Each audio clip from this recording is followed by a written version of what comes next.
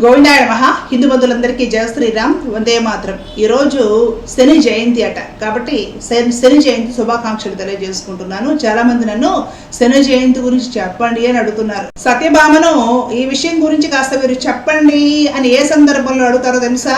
చాలా మంది ఫలానా సందర్భానికి ఫలానా విషయానికి ఏవో రకరకాల హోమాలు పరిహారాలు చేయించాలి, లేదంటే ఇబ్బందులు బాలైపోతారు, ఇలాంటి ప్రచారాలు చేస్తున్నప్పుడు నన్ను అడుగుతూ ఉంటారు. ఇంతకీ ఏంటంటే శని జయంతి జూన్ 6వ తారీఖు శనీశ్వర జయంతి ప్లస్ అమావాస్య కూడా కలిసి వచ్చిందట, ప్లస్ పంచగ్రహ కూటమి కూడా కలిసి వచ్చిందట. మోస్ట్ పవర్ఫుల్ డే అట. మహార్జాతకం పట్టబోతుందట 7 రాసుల వారికి. ఇంతలో ఇంకొక ఆయన ఏం చెప్తున్నాడో తెలుసా? 5 రాసుల వారికి దశ తిరగబోతుందట. అంటే ఈయన 2 రాసులు తగ్గించేశాడు. 5 రాసుల వారికి దశ తిరిగిపోయి కుబేరులు అయిపోతారట. ఇంకొక ఆయన 7 రాసుల వరకు అని చెప్పాడు. జూన్ 6న అతిపెద్ద అమావాస్య ప్లస్ శని జయంతి. ఈ 4 రాసుల వారికి చీకొట్టిన వాళ్ళే కాళ్ళు మొక్కే రోజులు. ఈయన ఇంకొక రాశి తగ్గించేశాడు. 4 రాసుల వారే బాగుపడతారట. జూన్ 6 శని జయంతి, రోహిణి నక్షత్రము ప్లస్ పంచగ్రహ కూటమి ప్లస్ మకర రాశి కన్య రాశి వాళ్ళకి అఖండ రాజయోగం పడుతుంది అని చెప్తున్నారు. నాది మకర రాశి, మరి ఏ రాజయోగం పడుతుందో మరి వెయిట్ చేయాలి. ఈరోజు సాయంత్రం లోపల రాజయోగం ఏదైనా పడుతుందో ఏంటో మరి చూడాలి. నేను ఇంకొక వీడియో, శని జయంతి ఈ చెట్టును ముట్టుకోండి, అన్ని దోషాలు పాపాలు పోయి కోట్లకి పడగలెత్తుతారట. ఏదో చెట్టును పోయి ముట్టుకోవాలట, ముట్టుకుంటే పాపాలు దోషాలు పోయి కోట్లకి పడగలెత్తారట. ఇక పుణ్యమో పురుషార్థం ప్రయత్నం ఏమి చేయక్కర్లేదు. వీళ్ళ దుంపదెగా చెట్టని పుట్లని ముట్టుకుంటే చాలా కోటీశ్వరులు అయిపోతారు. అంటే జనాల్ని సోంబేరుల్ని బద్దకస్తుల్ని తయారు చేసేస్తారనమాట. ఇంకొక ఆయన చెప్తున్నాడు, శని జయంతి కాబట్టి రోజంతా నలుపు రంగు దుస్తులు కట్టుకోవాలట. అలా చేసేస్తే అప్పుల బాధలు అన్నీ పోయి కోటీశ్వరులు అయిపోతారట. సరే, ఇలాగే మొత్తము రకరకాల వీడియోలు, ఏ రాసుల వారు ఏ పరిహారాలు పాటించాలి, ఏ హోమాలు చేయించాలి, ఎలా తైలాభిషేకాలు చేయాలి. శని జయంతి కాబట్టి సామూహిక పరిహారం చెప్పిస్తారట. ఈయన ఒక్కొక్కరికి కాకుండా మొత్తం అందరినీ కూర్చోబెట్టి అందరి దగ్గర దక్షిణలు వసూలు చేసి సామూహిక పరిహారాలు చేపిస్తారట. శని కానభైరవ హోమం 2 కలిపి, ఆ తర్వాత వారాహి ప్రత్యంగ్రహ హోమం 2 కలిపి చేపించేస్తారట. ఏమవుతుంది చేపిస్తే అంటే దశ తిరిగిపోయి కోటీశ్వరులు కుబేరులు అయిపోతారు. అక్కడ రాజయోగాలు పడతాయి. అమావాస్యలు, పంచగ్రహ కూటములు, శని జయంతులు అన్నీ కలిపి వచ్చేసాయి. మరైనా మామూలు విషయం బ్రహ్మాండాలు బద్దలైపోవాల్సిందే. మరి సరే, ఇంతకీ ఏ గోవింద సేవాచారాలు ఫాలోవర్స్ కోసం చెప్తున్నానండి. మీకు 2-3 విషయాలు చెప్తాను ఈ వీడియోలో. మనకున్న 33 కోట్ల మంది దేవతలు లేదా 3 కోట్ల మంది దేవతల్లోనూ నవగ్రహాలు కూడా దేవతలే. ఎన్ని గ్రహాలు? 7 గ్రహాలు. మిగతా 2 రాహుకేతువులు రాక్షసులు. వీటికి అధికంగా ప్రాధాన్యత ఇవ్వాల్సిన అవసరం ఏమాత్రమూ లేనే లేదు. ఎందుకు అధికంగా ప్రాధాన్యత ఇస్తున్నారు అంటే వ్యాపార ప్రయోజనాల కోసం ప్రాధాన్యత ఇస్తున్నారు. భయపెడితేనే కదా ఎవరైనా సరే పరిగెత్తి ఆ చేతిలో జేబులో 4 రూపాయలు వదిలించుకుంటారు. తరవాలి జనాల్ని. అది జరుగుతుంది, ఇది జరుగుతుంది, ఏ బాబో నీకు ఏదో అవుతుందని తరిమేస్తే వాళ్ళు భయపడి అప్పో సప్పో చేసైనా సరే ఇప్పుడు ఈ గ్రహాలకు ఏదో చేసేయాలి. మన పురాణాల్లో శాస్త్రాల్లో ఉన్న ఎంతో మంది కోట్ల మంది దేవతలు వేరు, పరమాత్మ వేరు. దేవతలందరూ కూడా భగవంతుడి ఆధీనంలో ఉంటారు. విరాట్ పురుషుడైన శ్రీమన్నారాయణుడి శరీరంలో అంగాలుగా ఉంటారు. ఒక చిన్న ఉదాహరణ చెప్తానండి. ఎవరైనా ఇంటికి వెళ్ళారు, తలుపు కొట్టారు, మీరు వెంటనే ఆ ఇంట్లో వాళ్ళు పెంచుకునే పెంపుడు కుక్క భవ అనుకుంటా వచ్చేసి నీ మీద దూకింది.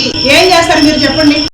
అమ్మ బుచ్చి కుక్క, నన్ను అరవకు, నీకు పెడిగ్రే ప్యాకెట్ తెచ్చిస్తాను, బిస్కెట్లు తెచ్చిస్తాను అని బతిమలాడుకుంటే ఊరుకుంటుంది ఆ కుక్క? ఊరుకోదు. దానికి అర్థం కాదు, అది అరిచేస్తుంది అంతే. తెలివైన వాళ్ళు ఏం చేస్తారో తెలిసినా ఆ కుక్క యజమాని పిలుస్తారు అర్జెంటుగా. ఈ యజమాని వచ్చి కుక్కని ఆగు అని కంట్రోల్ చేస్తే కుక్క ఆగిపోతుంది. ఈ మనిషి కనిపించుకోకుండా బతికే బయటపడిపోతాడు. అంతేనా కాదా? ఈ విషయాన్ని, ఈ ఉదాహరణని ఎప్పుడూ గుర్తుంచుకోండి. ఇంతకు ముందు కూడా ఒక వీడియోలో చెప్పినట్టు జ్ఞాపకం నాకు. పరమాత్మ పాదాలు పట్టుకోండి. ఈ గ్రహాలు, రకరకాల దేవతలు, రకరకాల నక్షత్రాలు, వీళ్ళందరూ కూడా పరమాత్మ ఆధీనంలో పరమాత్మకు కింకరులుగా ఉండేవాళ్ళు. ఎవరండి? పరమాత్మకు సేవ చేసేవాళ్ళు, కింకరులు. పరమాత్మను ఆశ్రయిస్తే ఈ గ్రహాలు, నక్షత్రాలు ఇవి ఏమీ చేయలేవు. మనల్ని పైగా అనుగ్రహిస్తాయి, ఆశీర్వదిస్తాయి. రామాయణము, భారతం ఇత్యాది గ్రంథాలు, ధర్మాన్ని బోధించే గ్రంథాలు చక్కగా చదివి విశదీకరించి అర్థం చేసుకునే వాళ్ళకి ఈ విషయాలన్నీ చక్కగా అర్థం అవుతాయి. మనం అది చదవము, ఎందుకంటే అంత టైం మనకు ఉండదు, అంత ఇంట్రెస్ట్ మనకు ఉండదు. పరమాత్ముడు ఏం చెప్పాడు భగవద్గీతలో, అనన్యాస్ చింతయంతో మాం ఏ జనాః పర్యుపాసతే తేషాం నిత్యాభియుక్తానాం యోగక్షేమం వహామ్యహం.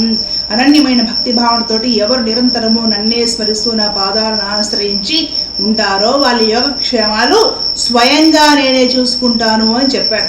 అప్పుడు ఈ శని గ్రహాలు, రాహుకేతువులు, లేదంటే ఈ పంచగ్రహ కూటములు, అమావాస్యలు మనల్ని ఏం చేస్తాయండి?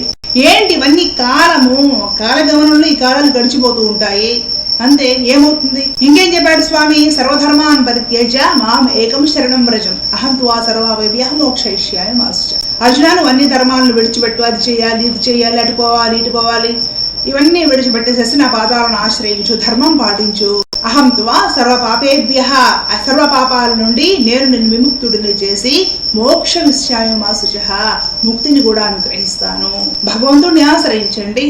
మీ ఇష్టమైన దైవం కృష్ణుడు, రాముడు, వెంకటరమణ స్వామిని, ఏడుకొండల వాడిని ఆశ్రయించండి, పరమశివుడిని ఆశ్రయించండి, పరాశక్తి అమ్మవారిని ఆశ్రయించండి. ఏం చేస్తాయండి గ్రహాలు? చూడండి, రాహువుని, కేతువుని, శనిని, దేన్ని కూడా గ్రహాలు కనుక మనం గౌరవించాలి, తిట్టకూడదు. ఎవరిని శనిగాడిలాగా పట్టుకున్నాడు, వీడు రాహులా పట్టుకున్నాడు అని ఉదాహరణలు కూడా చూపిస్తూ ఏ గ్రహాన్ని తిట్టకూడదు. అది చాలా తప్పు, అపచారం కూడా. అలా అని ఈ గ్రహాలకు భయపడిపోయి రకరకాల పరిహారాలు చేసి గ్రహాల చుట్టూ తిరిగి ఇవి కూడా చేయాల్సిన అవసరం లేదు. అంత భయపడాల్సిన అవసరం ఏమీ లేదు, గుర్తుంచుకోండి. అసలు చెప్పాలంటే ఒక 25-30 సంవత్సరాల క్రితము వాళ్ళు ఎవరైనా ఉన్నారంటే కామెంట్ సెక్షన్లో రాయండి. అసలు ఆ రోజులు ఇలాగా విపరీతంగా ఈ గ్రహాలకి పూజలు చేయాలి, పరిహారాలు చేయాలి, రెమెడీలు చేయాలి అనే కాన్సెప్టే లేదండి. ఈ యూట్యూబ్, సోషల్ మీడియా వచ్చిన తర్వాత వ్యాపారం కోసం, కూర్చుని డబ్బు సంపాదించడం కోసం మొదలుపెట్టిన, వ్యాపార ప్రయోజనాల కోసం మొదలుపెట్టిన ఒక భక్తి ముసుగుతో చేసే వ్యాపారం ఇదంతా కూడా. ఏమీ జరగవు. గ్రహాలు కాలగతిని మారుతూ ఉంటాయి, ఇలా కాలంతో పాటు అలా వెడుతూ ఉంటాయి, ఏమీ ఉండదు. కష్ట సుఖాలు పగలు నీడల్లాగా, పగలు రాత్రులాగా వస్తూ పోతూ ఉంటాయి. అది అందరికీ సహజమే. మనం ఏం చేయాలంటే ధర్మబద్ధంగా బ్రతకాలి, మన ధార్మిక గ్రంథాలు చదువుకోవాలి, భగవంతుడి పాదాలను ఆశ్రయించాలి, ధర్మం తప్పకుండా, నీతి తప్పకుండా, నియమం తప్పకుండా బ్రతకాలి. చక్కగా ఎప్పటిలాగే దీపారాధన చేసుకోండి, దీపం వెలిగించండి.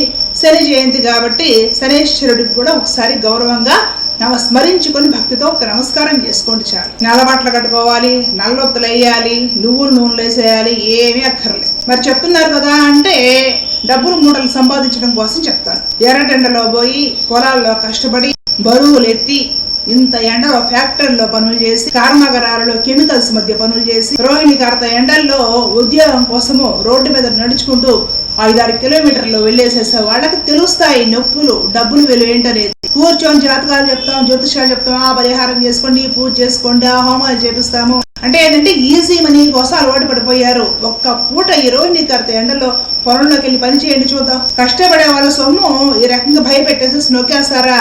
అందులో దైవం దరిద్రుడా భయపెట్టేది. శనేశ్వర జయంతి అయితే ఏమీ కాదు. మనకు పట్టే రాజయోగాలు ఏమీ లేవు, మనకు పట్టే దరిద్రాలు ఏమీ లేవు. నిన్నట్లాగే ఈ రోజులాగే రేపులాగే ఎల్లుండి కూడా గడిచిపోతూ ఉంటుంది అంతే. మామూలుగా ఇంట్లో దీపారాధన చేసుకోండి, మామూలుగానే పరమాత్మకు నమస్కారం చేసుకోండి. శనేశ్వర జయంతి కాబట్టి శనికి కూడా ఒకసారి భక్తి శ్రద్ధతో స్మరించి నమస్కారం చేసుకోండి, సరిపోతుంది. ఏ పరిహారాలు అక్కర్లేదు. భగవాన్ నామస్మరణ చేసుకోండి నిరంతరము. ధర్మం తప్పకుండా బతకండి. ధర్మం రక్షిస్తుంది. ధర్మో రక్షతి రక్షితః. రక్షించేది ధర్మం. రకరకాల పరిహారాలు, రకరకాల హోమాలు, జపాలు మొత్తం చేయించారు ఎలక్షన్లో గెలవాలని. ఏది గెలిచారా? వీడియో చేసి చెప్పుకున్నాం కదా విషయాలన్నీ కూడా. మొదటి చెప్తూనే ఉన్నా. ఎప్పటికైనా నమ్మేవాడు నమ్మారంటే మీ డబ్బులు మిగులుతాయి, మీరు ప్రశాంతంగా ఉంటారు. ఇలాంటి వీడియోస్ అన్ని కూడా చూసి నవ్వి ఊరుకోండి అంతే. సీరియస్ గా తీసుకుంటే మీ జేబులు చిల్లులు పడతాయి. జీవితంలో వచ్చే మార్పు ఏమీ ఉండదు. ప్రయత్నం చేయకుండా, కృషి చేయకుండా, సాధన చేయకుండా ఏ మార్పులు రావు. రామచంద్రుడు అంతటి వాడు కూడా రావణాసురుడు యుద్ధం చేసి గెలిచాడు, హోమాలు చేసి గెలవలేదు. మహాభారతంలో పాండవులందరూ యుద్ధాలు చేసి గెలిచారండి, హోమాలు చేసి గెలవలేదు. దయచేసి పిచ్చి పిచ్చి ప్రచారాలు మానేయండి. డబ్బుల కోసం చెప్తున్నా వద్దండి పండితులకి. అమాయక హిందువులు కూడా ఇలాంటివి నమ్మడం మానేయండి. నమ్మి మోసపోయి దేవుడే లేడని దేవుడి మీద కోపం తెచ్చుకొని దేవుడిని చుట్టుపోసి మతాలు మారుతారా? భగవంతుడు ఏం చేశాడు? చెప్పాడా ఇవన్నీ చేయమని? ప్రశాంతంగా ఎప్పటిలా పూజ చేసుకోండి, ఆనందంగా ఉండండి. లోకా సమస్త సుఖభవంతు. జై శ్రీరామ్, జై భారత్, జై హింద్. కృష్ణార్పణం.